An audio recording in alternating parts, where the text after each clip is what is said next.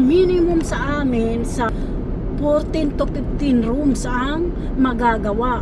Binigyan niya naman ako ng as in talaga 17 rooms, tapos di pamilya pa, as in grabe, nakakarindi be, as in. Tapos ito pa ha, de sabi ko okay lang, sige, kung wari lang naman, may mga supervisor talaga, mga ipal talaga, as in talaga.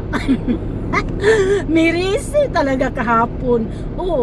Alam mo ba ang nangyari? Tumawag siya ng help sa kasamahan namin. Hoy, talungan niyo si Lisa kasi hindi pa siya tapos.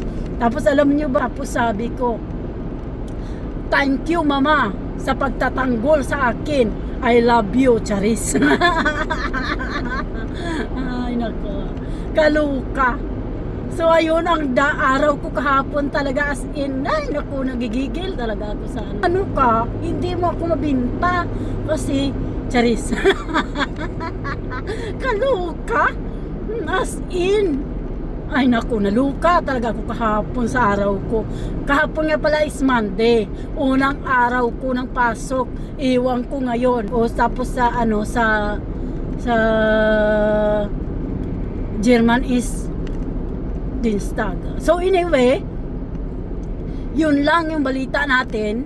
At ayaw ko namang magmalaki sa kanya kasi bago pa lang ako, isang buwan.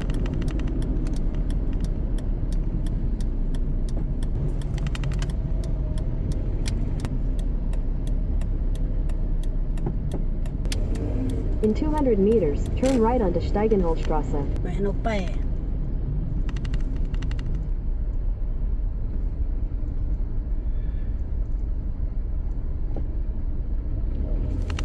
Diyos ko, Marimar, mahirap dito.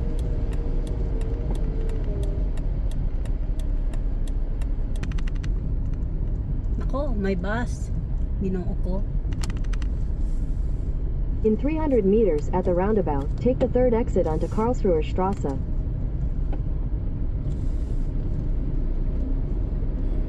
So, anong oras na nga ba? Alas 8. King.